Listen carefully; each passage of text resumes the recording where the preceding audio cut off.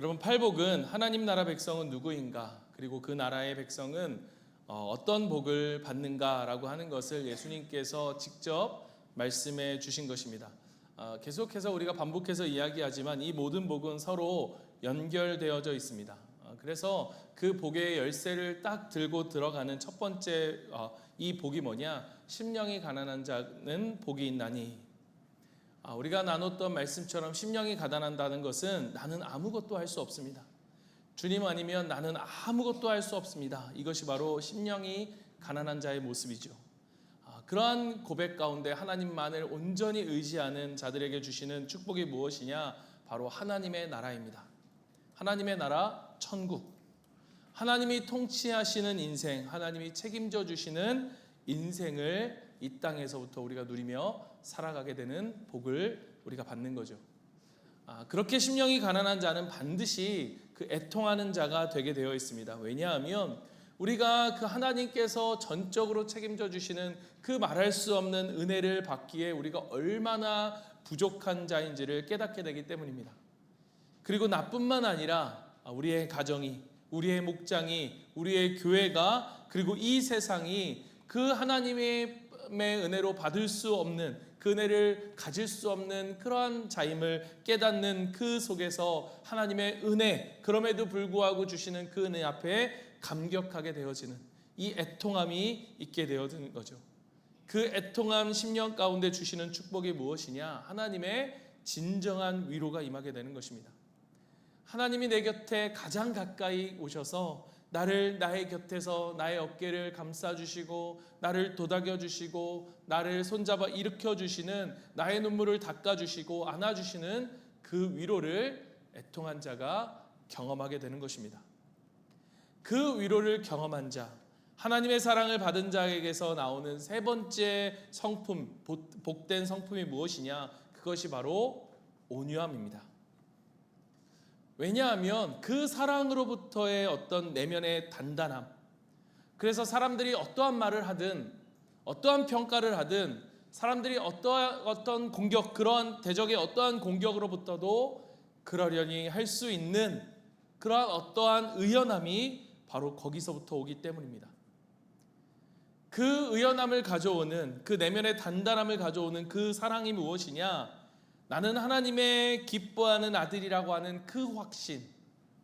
여러분, 예수님을 향해서 하나님께서 내 사랑하는 아들이요 기뻐하는 자라 라고 말씀하신 예수님께서 공생의 사역을 하기 전에 세례 요한에게 세례를 받으실 때 하늘로부터 내려온 그 음성이 예수님에게도 그 모든 사역 속에서 어려움을 이겨낼 수 있는, 끝까지 감당할 수 있는 동기였고 능력이었고 힘이었거든요. 그래서 제가 이전에도 이야기했지만 여러분, 목사인 저에게도, 그리고 하나님을 섬기는 우리에게도, 특별히 우리 사랑하는 목자님과 목녀님에게도 필요한 것이 있다면 여러분, 오늘 이 성품, 이 온유함이라고 생각합니다. 어떠한 상황 속에서도 그러려니 할 수 있는 내면의 단단함, 어떠한 곳에서도 상처받지 않을 수 있는 단단함, 그 하나님의 사랑에 딱 붙잡혀 있는 거죠. 그렇다면 여러분, 우리가 좀 더 본론으로 들어가서 이 하나님의 사랑에 딱 붙잡힌 사람에게서 나타나는 이 온유함이란 무엇인가를 우리가 함께 묵상해 보고자 합니다. 온유함이란 무엇인가? 여러분, 세상에서 말하는 온유함, 우리가 먼저 정리해야 할 것은 이 세상이 말하는 온유함과는 온유함과 성경이 말하는 온유함과는 어떠한 차이점이 있는가? 다르다는 것입니다. 여러분, 온유의 사전적 정의를 보면, 국어사전에 보면 이렇게 되어 있습니다. 사람의 표정이나 성질이 온화하고 부드러운 것이라고 정의를 내립니다. 여러분, 옆 사람을 한번 보십시오. 옆 사람들을, 얼굴들을 한번 보면서 이 사람이 참 온유한가, 이 사람이 참 온유하고 부드러운 사람이 있다는 것 같다라는 생각이 드시면, 또 여러분 여기서 내가 온유한 것 같다라고 하면 이게 손을 들기가 그렇잖아요, 그렇죠? 우리 옆 사람이 좀 온유한 것 같다, 보니까 성질도 괜찮아 보이고 이런 것 같다라고 하면 여러분 한번 손 들어 보시겠습니까? 한 명 드셨습니다. 우리 굉장합니다. 우리 그 남편을 향해서 온유한 남편, 믿음으로 고백한 거 아니죠? 맞아요. 참 오늘 우리가 보면 치열하게 살아가야 하는, 그래서 살아남아야 하는 세상을 살아갑니다. 그래서 오늘 우리 세상을 적자 생존의 시대다, 아니면 더 좀 적나라하게 이야기하면 각자 도생, 그러한 시대라고 이야기를 합니다. 그러한 시대 속에서 온유함이라고 하는 이 성품은 손해에 가깝다라고 하는 그러한 생각이 듭니다. 온유한 사람은 있던 땅도 빼앗길 것 같잖아요. 사람들이 이렇게 저렇게 사람들에게 계속해서 이용만 당할 것 같은, 그래서 나약하거나 혹은 능력이 없어 보이는 것 같은 그러한 느낌, 그것이 오늘날 우리가 온유함에 대한 우리의 시선이 아닐까라는 생각이 듭니다. 예전에 제가 있던 교회에서 제자 훈련을 하는데 어떤 성도님이 나눔을 하는 거예요. 성도님들이 이제 한 주간 어떻게 지내는가 나눔을 하는데, 그 성도님의 아이가 학교에서 다른 애와 싸워가지고 맞고 온 거예요. 맞고 온 아이를 보는데 화나는 마음이 드는데, 이 아이가 그런 이야기를 하는 겁니다. 예수님을 믿기 때문에 내가 싸우면 안 되지 라고 하는 마음이 들어서 그렇게 맞았는데도 내가 대항해서 때리지 않고 그냥 맞고 왔다는 거예요. 그 아이에게 부모가 잘했어 라고는 했지만 속으로는 그런 마음이 들었다는 거예요. 네가 뭐가 부족해서 맞고 다니냐, 너도 한 대 확 때렸어야지, 너가 우스운 아이가 아니라는 것을 보여줬어야지 하는 그런 마음이 일더라는 거예요. 차라리 때려서 불려가는 게 낫지 맞고 오는 그 아이를 보는 게 더 싫더라 라고 하는 그분의 이야기를 들으면서 옆에 있는 분들이 이렇게 이야기를 하더라고요. 요즘 시대는 가만히 있으면 안 된다, 가만히 있으면 사람을 우습게 본다. 그러한 시대 속에서 우리 아이가 좀 더 강해지고 독해지기를 바라는 마음이, 여러분, 그 부모뿐만 아니라 우리에게도 있을 것 같습니다. 그런 시대 속에서 온유함이라는 것은 참 인기가 없는 그러한 성품이 되는 거죠. 또 어떤 사람들은 보면요, 선천적으로 좀 온유한 사람이 있는 것 같아요. 태어났는데 막 아이가 배고파도 배고프다고 울지 않는 그런 아이들, 울어야 하는데 잘 안 울고 참고, 아파도 참고 잘 기다리는 그런 아이들이 있죠. 저도 애를 이제 셋을 키우다 보니까 아이들마다 조금씩 달라요. 우리 제가 누구라고는 얘기 안 하지만 그 어떤 한 아이는 태어났을 때부터 조금만 밥을 주면 더 달라고 막 이러는 그런 친구가 있었는가 하면, 그러니까 뭐 다 잘 참고 네 얘기하는 거 아니야? 그런 아이도 있는 거 보면 타고난 좀 성품도 있는 것 같습니다. 그러니까 선천적으로도 있지만 또 후천적으로도 훈련을 통해 형성되고 만들어지는 경우들이 있죠. 뭔가 집안 분위기가 조용한 그런 집안 분위기 속에서 자기의 어떤 감정들을 세게 이야기하거나 표현해서는 안 되는 그러한 집안의 분위기 속에서 자라난 아이들, 그래서 점점 더 자기의 감정이나 어떤 생각들을 표현하지 않고 빼앗겨도 좀 억울해도 어쩔 수 없이 다른 사람에게 뺏기기도 하고 나누어주는 그런 성품들의 자녀가 될 수도 있죠. 그래서 온유함이라고 했을 때 우리가 점잖다, 겸손하다, 뭐 사려 깊다, 이러한 의미로 우리가 이 온유함을 많이 쓰고 있는 것 같습니다. 그러나 여러분, 선천적이든 후천적이든 여러분, 성경이 말하는 온유는 그러한 온유와는 조금 다릅니다. 그렇다면 성경이 말하는 온유함이란 과연 무엇인가? 여러분, 이 온유함이라고 번역된 헬라어 프라우스라고 하는 이 단어는요, 이것은 자기를 지나치게 중요하게 여기는 감정에서 사로잡히지 않는 마음을 가리킵니다. 그러니까 지나치게 자기를 중요하게 생각하는 감정에 사로잡히지 않는 마음, 이게 바로 프라우스, 온유함이라고 하는 단어의 의미인데요. 사실 이 단어는 어떤 때 썼던 단어인가 했더니, 이전에도 제가 한번 그 성령의 열매 9가지 열매 이야기할 때 온유함을 이야기하면서 이 단어가 원래는 말과 같이 큰 동물이 사람에게 길들여져 온순하게 되어져 있는 그러한 상태를 가리켜 의미하는 단어였다라고 말씀을 드렸습니다. 그렇게 쓰여졌던 단어를 이 사람에게, 인간에게도 쓰기 시작했더니 이 온유함, 아까 말한 것처럼 자기를 지나치게 중요하게 여기는 감정에 사로잡히지 않는 그러한 온유함이라고 하는 그러한 표현으로 쓰게 된 것입니다. 성경이 말하는 온유함이란 바로 무엇이냐? 나보다 더 나은 존재, 다시 말해서 나보다 더 나은, 즉 우리의 주인 되신 하나님께서 내 인생의 주인이 되시고 그 주인이신 하나님의 뜻과 의지대로 움직이는 마음의 상태 또는 삶의 모습, 삶의 상태를 바로 온유하다라고 하는 것입니다. 그러니까 우리의 삶의 주인이신 하나님의 뜻과 의지대로 움직이는 우리의 마음의 상태를 온유하다.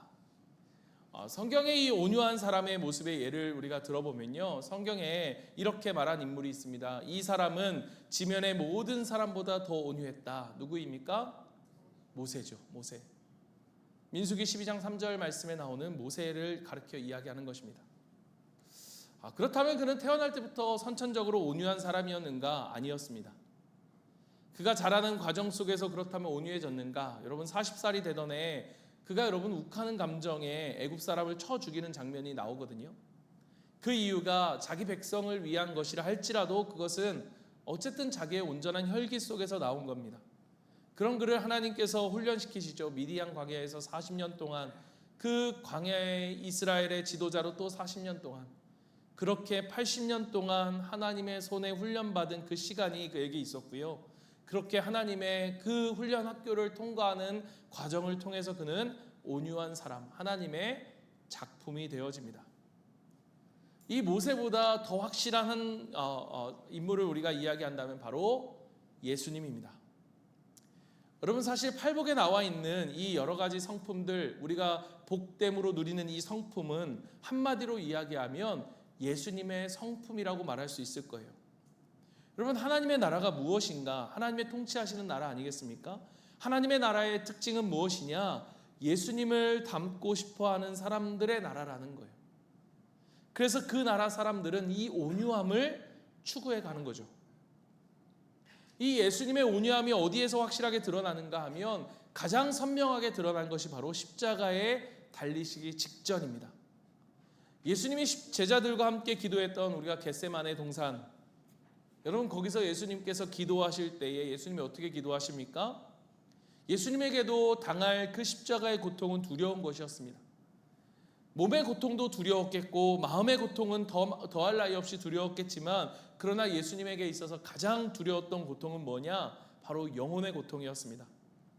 태초부터 하나님과 함께 하셨던, 그리고 영원히 함께이신 그분이 그 십자가 위에서 하나님과 단절될 수밖에 없었던 것을 예수님은 너무나 고통스러워하셨고 그것이 두려우셨던 거예요. 그래서 예수님이 그 고통을 피할 수만 있다면 아버지 이 잔을 내게서 돌리시옵소서. 그래서 땀이 피가 되도록 기도했던 것 무엇입니까? 이 잔을 내게서 옮겨달라고. 그런데 여러분 그 기도가 결국 어떻게 됩니까? 예수님이 그 땀이 피가 되도록 그렇게 흘리시며 기도하셨던 그 기도가 결국 어떻게 되느냐? 그러나 나의 원대로 마시옵고 아버지의 원대로 하옵소서. 그 치열한 기도의 결과는 바로 내가 아버지의 뜻대로 순종하겠습니다라고 하는 것이었습니다.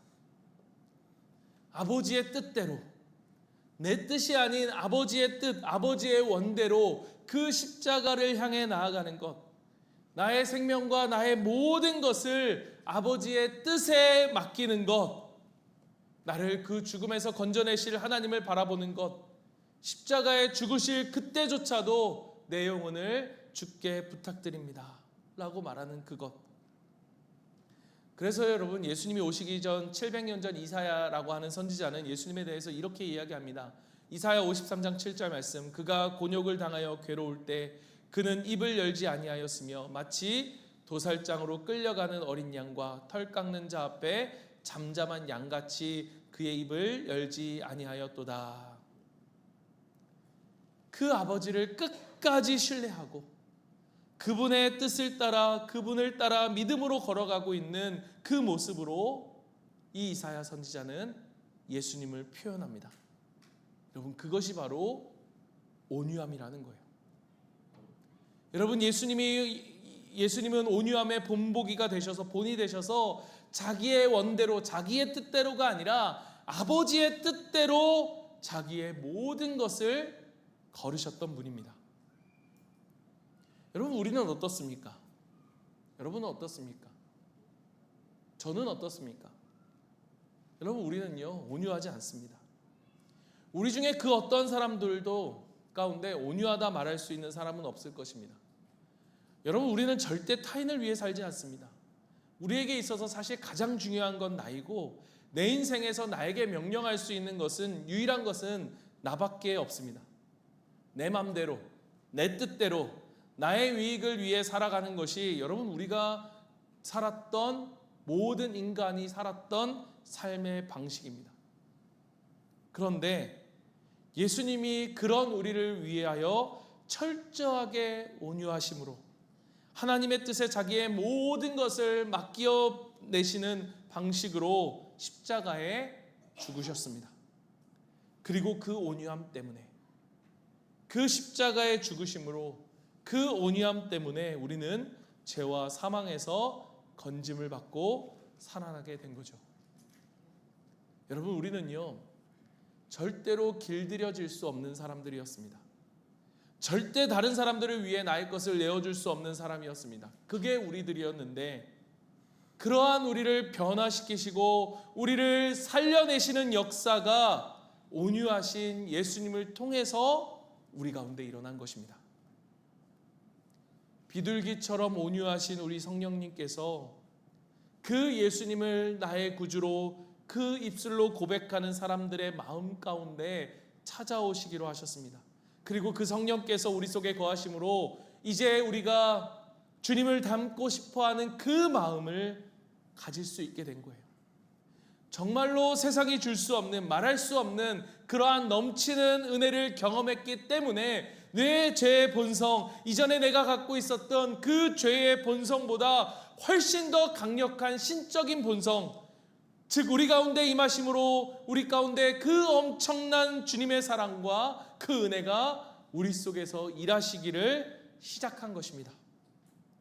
그러자 그 은혜가, 그 생명이, 그 성령의 능력이 우리로 하여금 내가 나를 위하여 살아가는 것이 아니라 주님을 위하여 살아가기를, 또 나의 이익을 위하여 살아가는 삶의 방식이 아니라 정말로 주님이 원하는 삶의 방식으로 살고 싶어하는 그러한 열망을 우리 속에서 만들어내신 거예요. 여러분, 이 변화를 경험한 사람, 이 변화를 소망하는 사람, 여러분 이렇게 살아가기를 원하는 사람, 이러한 사람을 뭐라고 부르는가? 바로 그러한 사람들을 성경은 온유한 자들이라고 부르는 것입니다. 사랑하는 성도 여러분, 이 온유함이 우리 가운데 있기를 주님의 이름으로 축원합니다. 날마다 나를 더 온유하게 만들어 가시는 성령님을 여러분 기대하고 경험하시길 바랍니다. 성령께서 주시는 생각과 뜻을 들을 수 있는 귀가 우리 가운데 열려지길 바랍니다. 성령께서 우리 가운데 보게 하시는 것을 볼 수 있는 그 눈이 우리 가운데 열려지기를 바랍니다. 정말로 주님께서 내 인생을 통해 무엇을 하길 원하실까? 나는 정말로 내가 어떤 선택을 하길 원하실까? 내가 어디를 걸어가야 하며 어떠한 길을 가야 하며 무슨 말을 해야 하며 이 순간 나를 향한 하나님의 뜻과 계획이 무엇인지를 여러분 우리가 물을 수 있고 들을 수 있기를 간절히 바랍니다. 그리고 우리 주님이 내게 말씀하시면, 주님이 말씀하시면 그것이 내 뜻과 다를지라도, 내 의지와는 반대라 할지라도 그것이 우리 주님의 뜻이 분명하면, 예 주님 알겠습니다, 내 의지를 쳐서 내 생각을 그 땀방울이 핏방울이 될 때까지 기도함을 통해서라도 내 의지를 쳐서 복종하는 그러한 온유한 사람이 저와 여러분이 되기를 간절히 축원합니다. 이러한 온유한 사람들은 어떤 특징을 가지고 있는가? 두 가지 특징이 있는데요. 첫 번째 특징만 오늘은 나누려 합니다. 첫 번째는 뭐냐? 하나님을 향하여 온유하다는 것입니다. 하나님을 향하여 온유하다. 하나님께서 주시는 그 넘치도록 받은 우리의 사랑, 나의 눈물을 닦아주시고 애통하는 자에게 주셨던 그 복, 우리의 곁에서 우리의 눈물을 닦아주시고 위로해 주시는 그 사랑을 받은 우리죠. 정말로 하나님이 나를 사랑하시는구나, 그것을 깨달은 사람은 여러분 온유한 자가 됩니다. 여러분 그 온유한 사람은 바로 나를 그토록 사랑하시는 하나님을 어떻게 하는 거예요? 신뢰하는 거예요. 하나님을 신뢰합니다라고 하는 그 믿음의 반응으로 우리는 하나님을 향하여 우리의 온유함을 드리는 것입니다. 여러분, 이 세상은 기본적으로 인과율의 세상이죠. 원인이 있고 그에 따른 결과가 있습니다. 무엇인가의 결과가 있으면 반드시 원인이 존재하겠죠. 그런데 여러분, 그렇습니까? 우리가 살다 보면 이해할 수 없는 일들이 일어나기도 합니다. 전혀 심지 않았는데 거두는 일들이 있는가 하면, 전혀 애쓰지 않았는데 정말로 엄청난 이익을 얻을 때도 있고, 그 반대의 경우들도 우리는 마주하게 되죠. 우리 학생들 어떻습니까? 열심히 공부하지 않았는데, 찍었는데 잘 맞을 때도 있고, 열심히 공부했는데 공부한 것이 하나도 나오지 않아서 정말로 내가 열심히 노력한 것과는 반대로 그 결과를 얻지 못할 때도 우리는 마주합니다. 열심히 오랫동안 최선을 다해서 온 힘을 쏟았는데도 불구하고 내가 생각하는 그 결과를 얻지 못할 때가 있죠. 여러분, 제가 짧은 인생이지만 조금씩 살아가면서 알게 된 것이 뭐냐? 여러분, 오래 산다는 것이 무엇을 의미할까를 생각해 보니까 내가 부딪히는 세상의 면들이 점점 더 넓어져 가는 것을 의미하는 것 같다는 생각이 들었어요. 그러면서 우리는 세상이 얼마나 안전하지 않은지, 얼마나 복잡한지, 얼마나 치열한지를 우리는 경험하게 됩니다. 그러한 일들을 우리 속에 겪을 때에 우리의 신앙은 흔들립니다. 하나님이 계시다면 어떻게 이런 일이 일어날 수 있는가? 하나님이 나를 사랑하신다고, 하나님이 나를 돌보신다는데 왜 내 인생에 이러한 일들이 일어나는가? 그것이 나의 잘못으로 비롯된 것이라면 이해가 되는데, 근데 아닌 것 같은 거예요. 그럴 때 하나님을 향한 의문을 넘어 하나님을 향한 원망과 분노가 내 속에서 터져나온 것을 우리는 경험하게 됩니다. 여러분, 바로 그러한 때에 온유한 자는 어떻게 반응하느냐? 바로 이해할 수 없는 어려운 일들을 당할 때에 그럼에도 온유한 자는 하나님을 향한 신뢰를 선택하고 반응한다는 거예요. 여러분, 온유한 것이 말을 길들이는 것과 같다고 말씀드렸죠. 여러분, 말을 생각해 보십시오. 여러분, 말은요, 사람보다 힘이 훨씬 셉니다. 여러분, 말하고 한번 힘싸움 해보십시오. 이길 수 있는 사람 없습니다. 만약 말이 어떤 방향으로 가고자 할 때에 몇 사람이 그 말의 고삐를 잡고 안 가려고 안간힘을 쓴다고 해도 여러분, 말을 제어할 수 있는 그런 말은 그런 존재가 아니에요. 성질을 부리면서 자기 등에 타고 있는 말을 사람을 떨어뜨리기로 결정을 한다면 온 힘을 다해 떨어뜨릴 것입니다.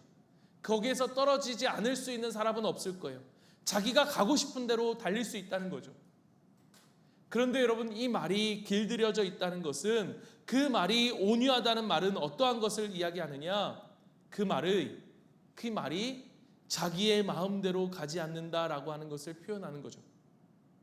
여러분, 그때 이 말이 가지고 있는 그 생각과 그 태도는 뭐냐? 지금 내 위에 타고 있는 이 기수에 대한 그 생각이 어떤 것일까? 그게 바로 신뢰라는 거예요. 나를 타고 있는 이 내 기수, 내 위에 나를 조정하고 있는 이 기수의 생각이 옳을 것이다. 이 기수가 선택한 방향이 옳을 것이다. 맞을 것이다. 이 기수가 움직이려고 하는 그 이 방향이 내가 마땅히 가야 될 길일 거야 라고 하는 그 생각을 하고 있는 거예요. 이것이 바로 신뢰라는 것입니다. 지금 내 눈에는 이 길이 더 좋은 것 같아 보이고 저 길은 좋은 것 같지 않아 보이는데, 내 기수가 내 위에 타고 있는 이 그분이 나를 향해서 이쪽으로 가라 하시면, 내가 보기에 이것이 맞고, 내가 보기에 이것이 선하고, 내가 보기에 이것이 이익이라고 생각되어지지만, 이쪽으로 인도하시는 그분을 쫓아 발걸음을 옮겨 놓으려면요, 이때 필요한 것이 뭐냐? 그것이 바로 믿음이고 그것이 바로 신뢰라는 거예요. 하나님이 나보다 지혜로우시고 하나님이 나보다 나를 더 잘하셔서 나는 내 앞에 있는 것밖에 볼 수 없지만 그분은 내 인생의 전체를 보시는 분이기 때문에 궁극적으로 그분이 옳을 거야 라고 생각하기 때문에 그분의 뜻을 쫓아 순종할 수 있는 것입니다. 여러분, 이것은 정말로 어려운 일입니다. 눈에 보이기에 이게 맞아 보이고 이게 좋아 보이기 때문에, 이것이 선한 일인 것 같기 때문에 이것을 포기하고 주님의 인도를 받아 가는 것은 여러분 쉬운 일이 아니라는 거죠. 그러나 그럼에도 불구하고 온유한 자는 그 순간에 내 인생의 주인이 내가 내 인생의 주인이 아니요 내 주님께서 인생의 주인이시니 나를 인도하시는 그 방향으로 가겠습니다 라고 말하며 내 인생의 고삐를 꺾으시는 그분과 함께 그분이 원하시는 방향으로 발걸음을 옮긴다는 것입니다. 사랑하는 여러분, 이 온유한 말이 선택하고 있는 그 길이 바로 온유한 성도가 걸어가야 할 길인 거예요. 내 생각과 내 감정과 내 느낌대로 할지 아니면 나를 인도하시는 주님의 말씀, 그분의 뜻을 쫓아 말씀대로 그분의 길로 걸어갈지 사랑하는 여러분, 우리는 선택해야 하는 것입니다. 성도 여러분, 성도의 온유함은 그냥 착하고 겸손하고 그냥 유해 보이는 것이 아니라 하나님을 향한 믿음으로 증명되는 것입니다. 그 믿음을 가지고 하나님께 나아가고 하나님의 뜻을 쫓아 순종으로 반응할 때 우리는 우리의 온유함을 증명하게 되는 거죠. 여기 계신 우리 모든 성도님들이 하나님 앞에서 하나님을 신뢰함으로 여러분 우리의 온유함을 드러내고 나타낼 수 있기를 주님의 이름으로 축원합니다. 사랑하는 성도 여러분, 예수님은 십자가에서 자신의 뜻을 내려놓고 아버지의 뜻에 순종하셨습니다. 그것이 바로 온유함이었어요. 오늘 우리에게 주님의 부르심은 내 뜻이 아니라 내 생각이 아니라 내 느낌이 아니라 세상이 말하는 상식과 세상이 말하는 그 길이 아니라 주님 뜻대로 살겠습니다라고 하는 그 결단, 그것이 바로 온유함이에요. 여러분, 억울한 일을 당할 때, 때로는 내 고집이 앞설 때, 그리고 내 뜻을 주장하고 싶을 때마다 여러분 고백하십시오. 그때마다 우리가 고백해야 하는 거예요. 주님, 내 뜻보다 주님의 뜻이 옳습니다. 주님, 내 느낌보다 내 생각보다 주님이 지혜로우십니다. 주님이 원하시는 그 뜻을, 그 길을 선택하겠습니다. 그 결단 위에서 주님께서 우리에게 땅을 기업으로 주시는 복을 우리 모두가 경험하며 살아가게 될 줄 믿습니다. 오늘 말씀을 우리가 좀 기억하면서 함께 이 시간 찬양하고 기도하고